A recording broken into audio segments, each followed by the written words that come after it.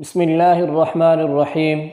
مسلم کی حدیث 1151۔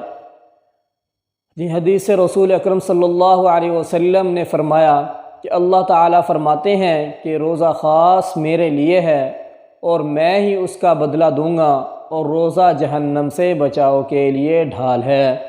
جب تم میں کوئی روزہ رکھے تو فحش باتیں نہ کرے، نہ شور مچائے۔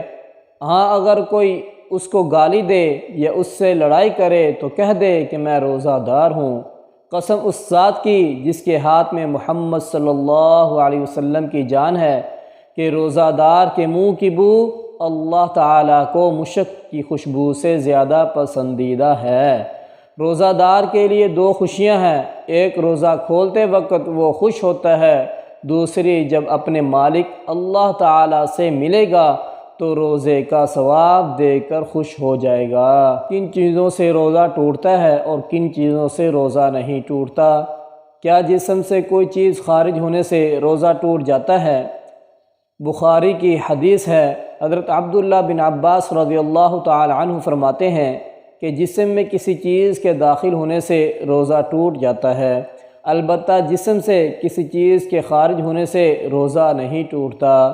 وضاحت: روزے کی حالت میں اگر منہ سے قے ہو جائے یا شرمگاہ سے کوئی چیز خود بخود خارج ہو جائے، مثلا مذی خارج ہو یا احتلام ہو جائے تو اس سے روزہ نہیں ٹوٹتا۔